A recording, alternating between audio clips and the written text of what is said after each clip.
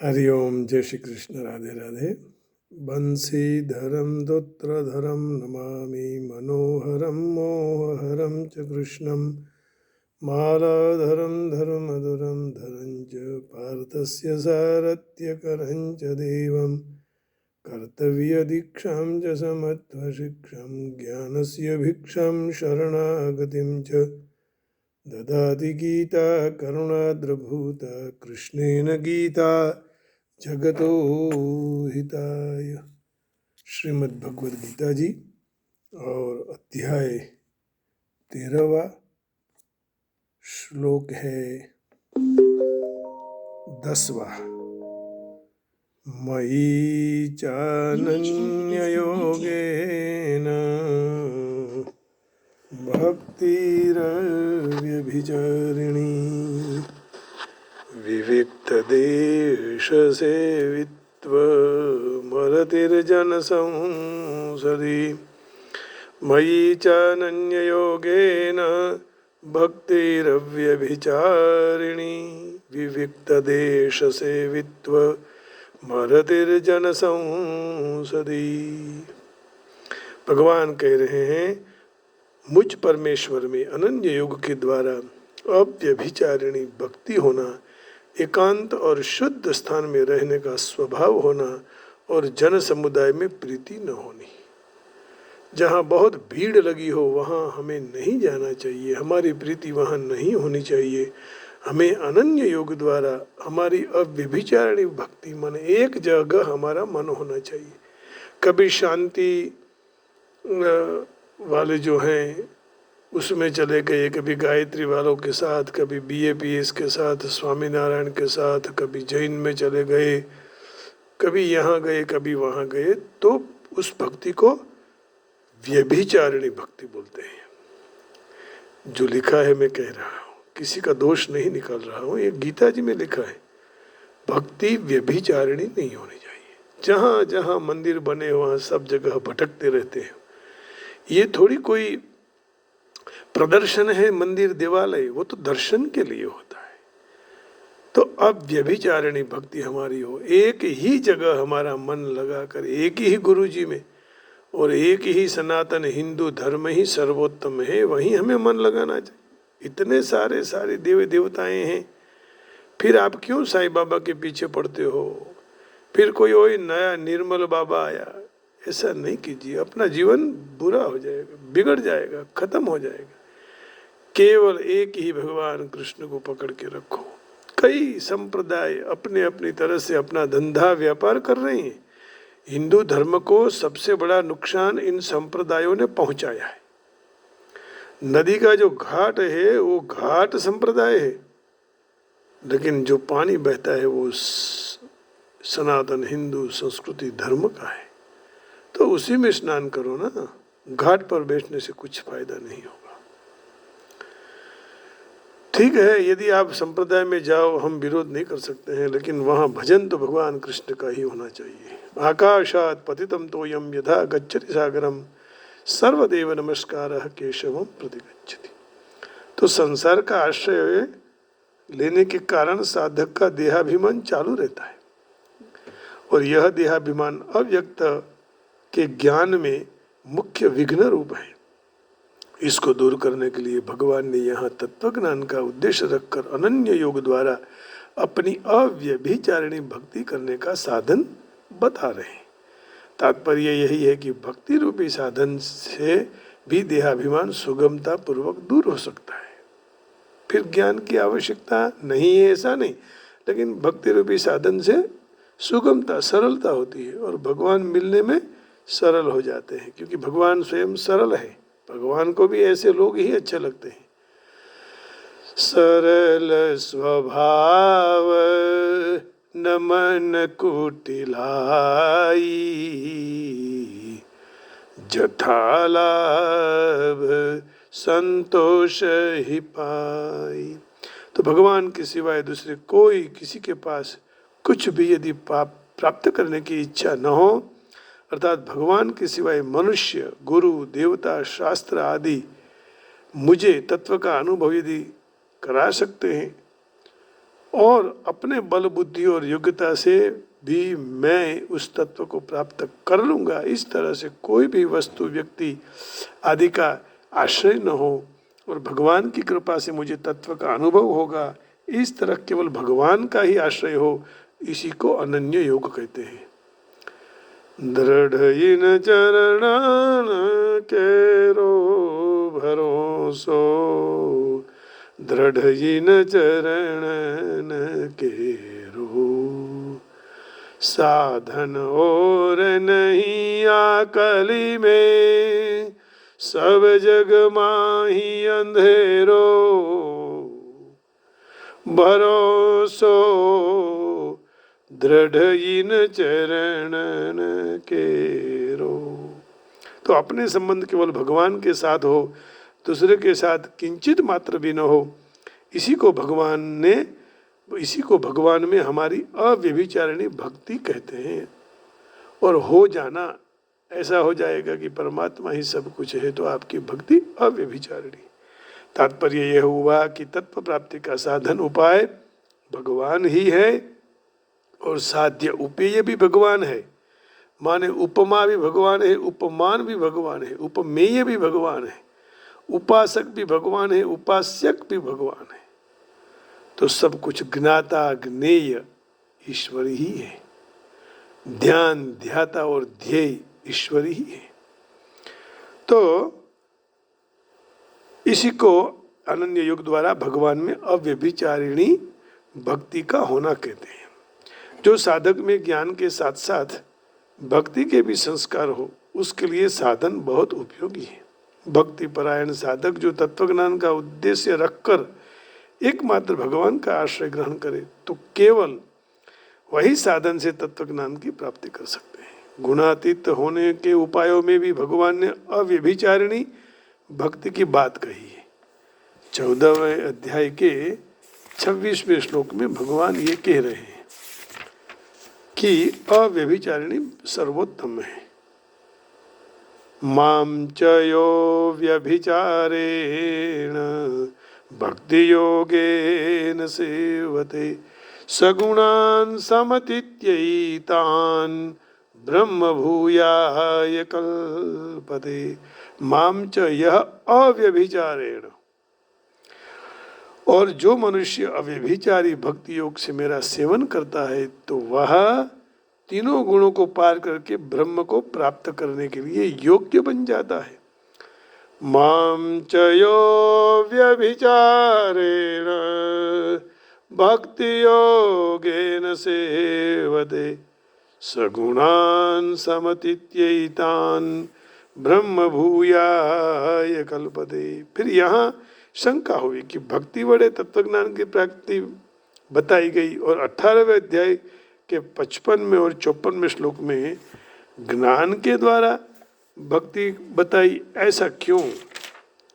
तो ये शंका हुई। इस शंका का समाधान करते हुए भगवान कहते हैं, ब्रह्मभूतः प्रसन्नात्मा न शोचति न कांक्षति, समः सर्वेषु भूतेषु मद्भक्तिं लभते पराम। वह ब्रह्म रूप बना हुआ प्रसन्न मन वाला साधक न तो किसी के लिए शोक करता है, न किसी कोई वस्तु की आकांक्षा करता है। ऐसा सब प्राणियों में समभाव रखने वाला साधक मेरी पराभक्ति को प्राप्त होता है।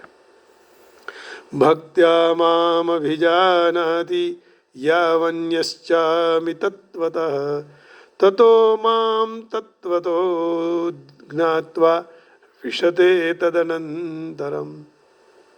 वह पराभक्ति के द्वारा मुझे, मैं जितना हूँ और जो हूँ, उसी तत्व को वह जान लेता है। फिर भक्ति के प्रभाव से मुझे तत्व को जानकर तत्काल मुझ में प्रवेश कर लेता है, अंतर ध्यान हो जाता है, मिल जाता है।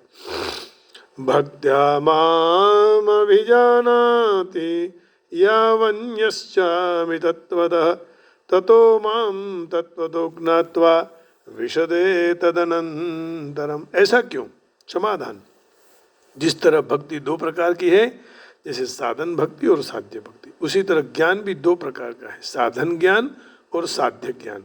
साध्य भक्ति और साध्य ज्ञान, ये दोनों तत्वतः एक ही है। साधन भक्ति और साधन ज्ञान ये दोनों साध्य भक्ति अथवा साध्य ज्ञान के प्राप्ति के साधन है। इसलिए जहाँ भक्ति के द्वारा पराभक्ति साध्य भक्ति की प्राप्ति की बात कही गई है, वहीं भक्ति के द्वारा पराभक्ति साध्य भक्ति की प्राप्ति बात कही है, वह बराबर है। इसलिए साधक उसके कर्म ज्ञान अथवा भक्ति जो संस्कार का प्राधान्य है उसको उस अनुरूप में उस साधना में लग जाना चाहिए। साधना सावधानी केवल इतनी रखनी है कि उद्देश्य केवल परमात्मा ही हो, सिद्धि नहीं, लोगों को इकट्ठा करना, यश कीर्ति के लिए नहीं, परमात्मा प्राप्ति की ही एक लक्ष्य होना चाहिए। प्रकृति यानी उसका कार्य नहीं है, ऐसा उद्देश्य होते ही वह उसी साधन वाले परमात्मा को साधन के द्वारा प्राप्त कर सकते हैं। ज्ञान योग के साधक जिज्ञासु दो प्रकार के होते हैं, भाव प्रधान माने भक्ति प्रधान, विवेक प्रधान माने ज्ञान प्रधान। ज्ञान का दूसरा प्रेम भी बताया है। भाव प्रधान जिज्ञासु वही है जो भगवान का आश्रय लेकर तत्व को जानने की इच्छा करते हैं। जैसे 7वें अध्याय के 16वें श्लोक में कह रहे हैं भगवान, 7वां अध्याय का 16वां श्लोक, चतुर्विधा भजन्ते मां जना सुकृतिनो अर्जुन आर्तो जिज्ञासुरर्थी ज्ञानी च भरतर्षभ। हे भरत श्रेष्ठ अर्जुन, उत्तम कर्म करने वाले अर्थार्थी, आर्त, जिज्ञासु और ज्ञानी अर्थात प्रेमी, यह 4 प्रकार के मनुष्य मुझे भजते हैं अर्थात मेरी शरण में आ जाते हैं तो मुझे प्राप्त कर लेते हैं। अब इसी अध्याय के 18वें श्लोक में भगवान वही बात दोहराना चाहते हैं। भगवान कहते हैं, इति क्षेत्रम तथा ज्ञानम ज्ञेयम चोक्तम समासतः मद्भक्त तद विघ्नाय मदभावायोपपद्यते। इस तरह क्षेत्र और ज्ञान और ज्ञेय को संक्षिप्त में कहा है। मेरा भक्त और उस तत्व को जानकर मेरे भाव को प्राप्त कर लेता है। तो इसी अध्याय के दूसरे श्लोक में माम और मम ये दोनों के शब्द, क्षेत्रज्ञम चापिमां विद्धि सर्वक्षेत्रेषु भारत क्षेत्र क्षेत्रज्ञयोर ज्ञानम यत्तज् ज्ञानम मतम मम। हे भरतवंश में उत्पन्न हुए अर्जुन, तू सब क्षेत्रों में क्षेत्रज्ञ माने जीवात्मा मुझे ही जान, और क्षेत्र क्षेत्रज्ञ जो ज्ञान है उसी के द्वारा मेरा मत के हिसाब से वही ज्ञान है। क्या जानना? क्षेत्र और क्षेत्रज्ञ जान लो, वही ज्ञान है, और कोई ज्ञान है ही नहीं। तो मद भक्त मद भावाय, इन पदों से आने से सिद्ध होता है कि 18वें श्लोक तक भाव प्रधान जिज्ञासु का प्रकरण है, परंतु 19वें श्लोक से 34वें श्लोक तक एक बार अस्मद हूँ वाचक पद का प्रयोग नहीं हुआ है। इसलिए यहाँ भाव प्रधान जिज्ञासु का प्रसंग होने से ज्ञान के साधनों के अंतर्गत भक्ति रूपी साधन का वर्णन किया गया है। दूसरी बात, जिस तरह सात्विक भोजन की पुष्टि घी और दूध की आवश्यकता होती है पुष्टि के लिए, तो वहाँ घी और दूध सात्विक भोजन के साथ मिलाकर भी आप खाएंगे तो भी पुष्टि करेगा, और अकेले घी दूध पिएंगे तो भी पुष्टि करेगा। इस तरह भगवान की भक्ति के ज्ञान के साधनों में मिलकर भी परमात्मा प्राप्ति में सहायक होते हैं, और अकेली भी गुणातीत बना देते हैं। गीता जी के 14वें अध्याय के 26वें श्लोक में भगवान कह रहे हैं,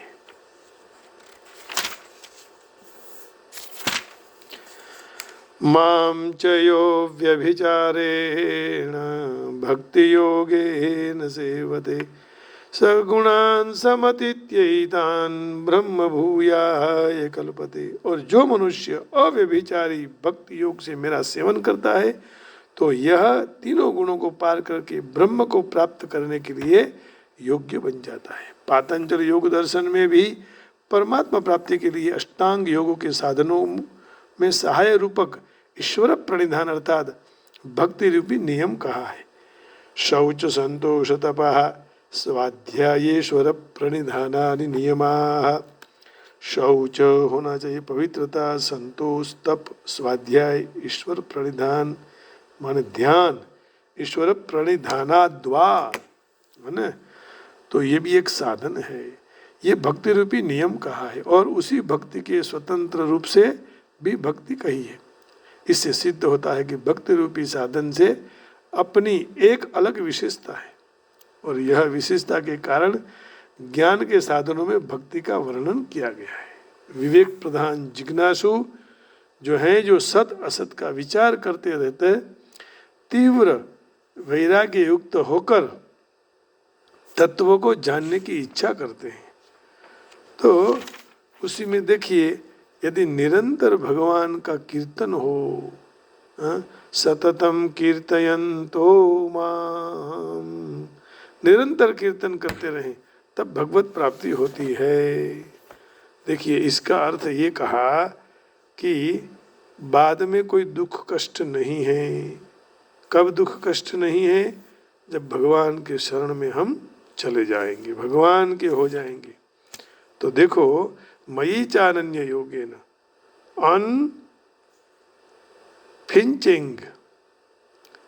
unflinching devotion to me through exclusive attachment, living in secluded and holy place and feeding no delight in the company of worldly people. मयि चानन्य योगेन भक्तिरव्यभिचारिणी विविक्त देश सेवित्व भरतिर जन संसदी। और इसमें भी यही अर्थ करते हैं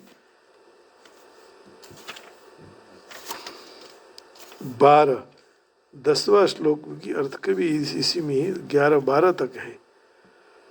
even mind ends amen pleasant and unpleasant events constant and unalloyed devotion to me, aspiring to live in solitary place, detachment from the general mass of people, expecting the importance of self-realization। तो भक्ति यानी ऐसी होनी चाहिए जहाँ तहाँ घूमना नहीं है, एक जगह हमें मन लगाना है।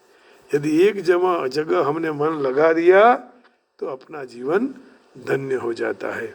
देखो, गीता जी के अध्याय 13वें अध्याय में 19 से 34 श्लोक, वो हम आगे लेंगे जब उसका क्रम आएगा तो।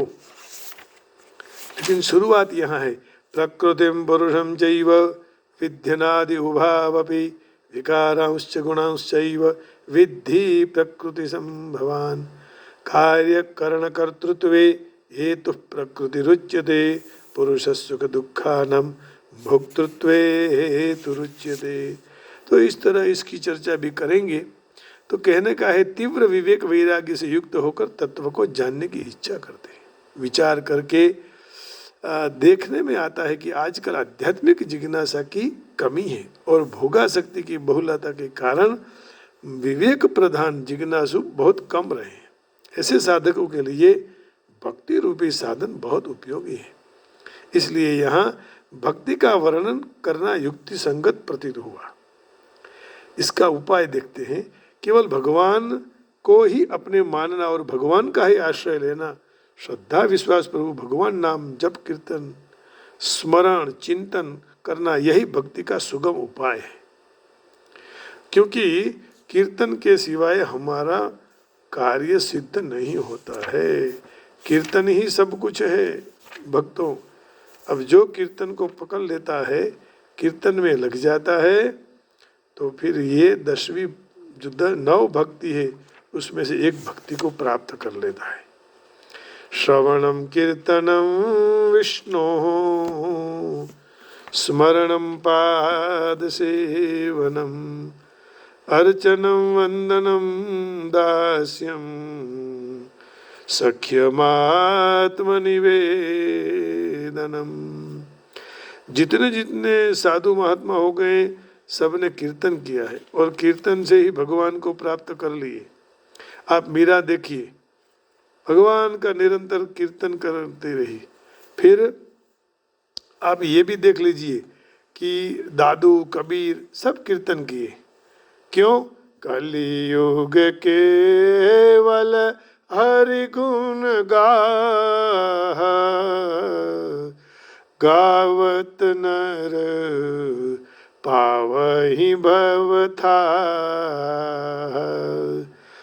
गावत नर पावहि भव थाह।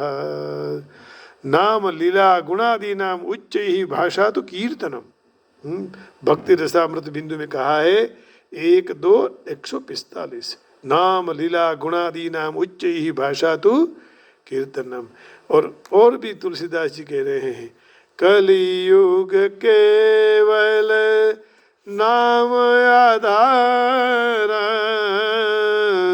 सुमेरे सुमेरे नर उतरे ही पार। सुमेरी सुमेरी नर उतरे ही पार। तो विविक्त देश सेवित्वम, मैं एकांत में रहकर परमात्मा तत्व का चिंतन करूं, भजन स्मरण करूं, सत्शास्त्रों का स्वाध्याय करूं और तत्व का एकदम गहराई में जाकर उसको समझूं। मेरी वृत्तियों में, मेरे साधन में कोई भी विघ्न बाधा आए, वो मेरी साथ कोई न रहे और मैं किसी के साथ न रहूं। साधक की ऐसी स्वाभाविक अभिलाषा का नाम विविक्त देश सेवित्व है। केवल मैं ही अकेला एकांत में रहकर भजन करता। तात्पर्य यही हुआ कि साधक की रुचि तो एकांत में रहने की होनी चाहिए, परंतु ऐसा एकांत भी न मिले मन में किंचित मात्र विकार नहीं होना चाहिए। हाँ, એવું એકાંત ન મળે તો મનમાં કિંચિત માત્ર પણ વિકાર न થવો જોઈએ, विकार नहीं होना चाहिए, नहीं तो एकांत भी खा जाता है आदमी को। उसके मन में केवल विचार होना चाहिए कि संसार के संग का, संयोग का अपने आप वियोग हो रहा है और स्वरूप में असंगता स्वतः सिद्ध है। यह स्वतः सिद्ध असंगता में संसार का संग, संयोग के संबंध कभी नहीं हो सकता है और इससे संसार के संग कभी बाधक हो ही नहीं सकता है। आ स्वतः सिद्ध असंगताમાં સંસારનો સંગ, સંયોગ કે સંબંધ કદી થઈ જ નથી શકતો, એટલે સંસારનો સંગ કદી બાધક થઈ શકે નહીં। केवल निर्जन वन में आदि में जाकर अकेला पड़े रहना, ऐसा मान लेना मैं एकांत स्थान में हूँ, ये वास्तव में भूल है। जैसे हम भी अभी शांति निकेतन में एकांत में रहे हैं, लेकिन हम एकांत में रहे ये भूल है, क्योंकि हमारा मन अभी यहाँ चिपका नहीं है। पहले 3-4 महीने चिपक गया, अभी नहीं चिपका है। मैं सत्य आपके सामने प्रस्तुत करता हूँ, मैं एकांत में हूँ। एक का अंत माने और कोई देवी देवता नहीं है, एक अंत माने एक ही ब्रह्म है। सर्वम खल्वमिदं ब्रह्म, अयम आत्मा ब्रह्म, प्रज्ञानम ब्रह्म, अहम ब्रह्मास्मि, इतना ही बचा रहे।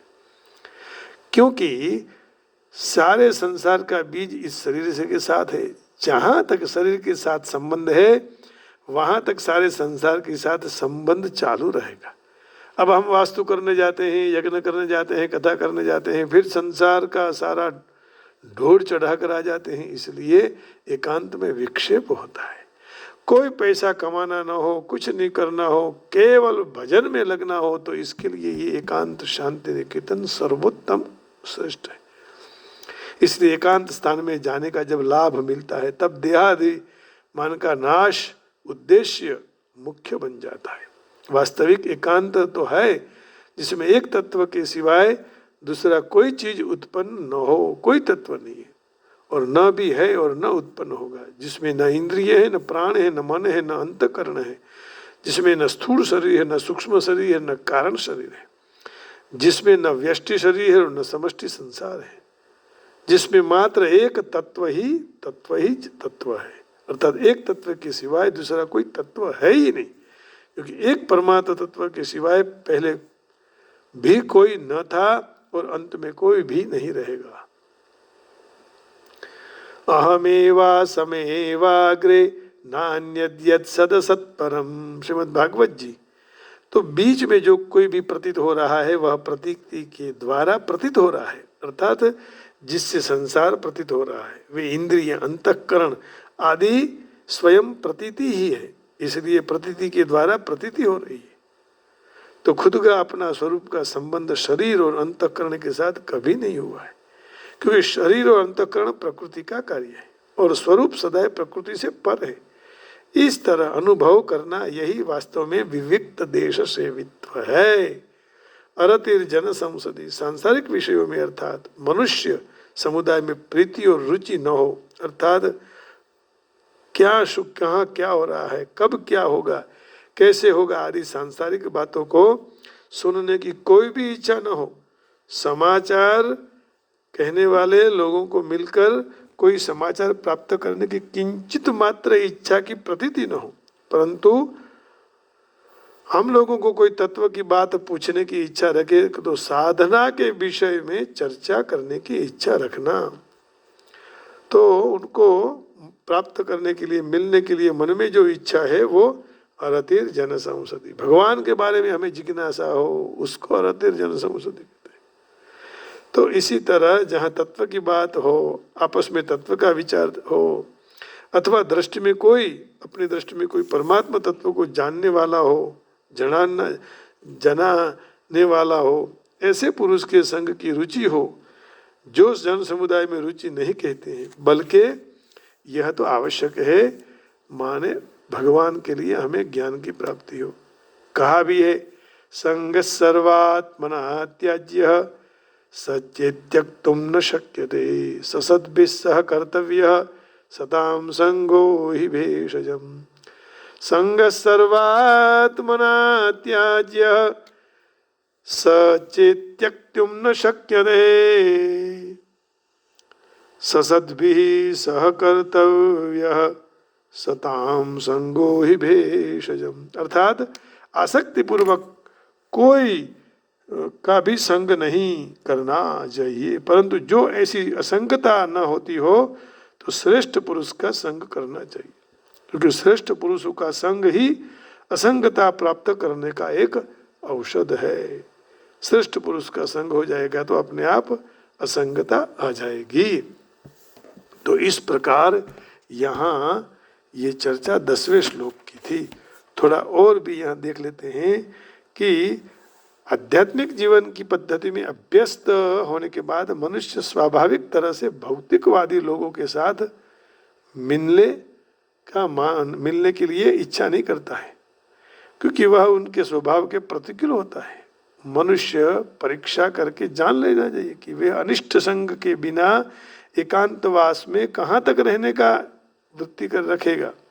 स्वाभाविक रीति से भक्त निरर्थक रमत गमत, सिनेमा, सामाजिक कार्यों में रस नहीं रखता है, क्योंकि वह जानता है कि यह तो केवल समय का अपव्यय है। संशोधन करने वाले कई विद्वान लोग तत्वचिंतक होते हैं जो जातीय जीवन के अन्य विषयों का अभ्यास करते हैं, परंतु भगवद गीता के विचार में ऐसे किए हुए संशोधन अनुमानों की कोई कीमत नहीं है, तो वह तो लगभग अर्थ ही नहीं है। भगवद गीता के मंतव्य के मुताबिक मनुष्य आत्मा की प्रकृति के बारे में तात्विक विवेक दृष्टि से संशोधन करना चाहिए। संशोधन आत्मा को समझने के लिए करना चाहिए, ऐसा यहाँ कहा गया है। तो इस प्रकार इसका चिंतन करते हुए आप सबके हृदय में बैठे हुए परमात्मा का चिंतन करेंगे, गान करेंगे। श्री राम जय राम जय जय राम, श्री राम जय राम जय जय राम, श्री राम जय राम जय जय राम, सीताराम सीताराम सीताराम जय राम, सीताराम सीताराम सीताराम जय सीताराम सीताराम जय, राधे राम जय राधे राम राधे राम जय राधे राम, सीताराम जय सीताराम सीताराम सीताराम सीताराम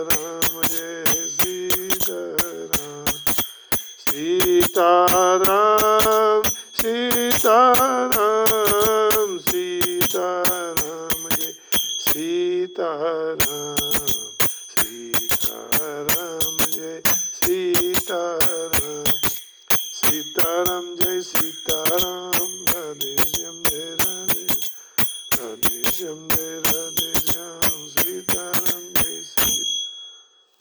सबको नमस्कार करके वाणी को विराम देता हूँ। जय श्री कृष्ण, राधे राधे, हरिओम।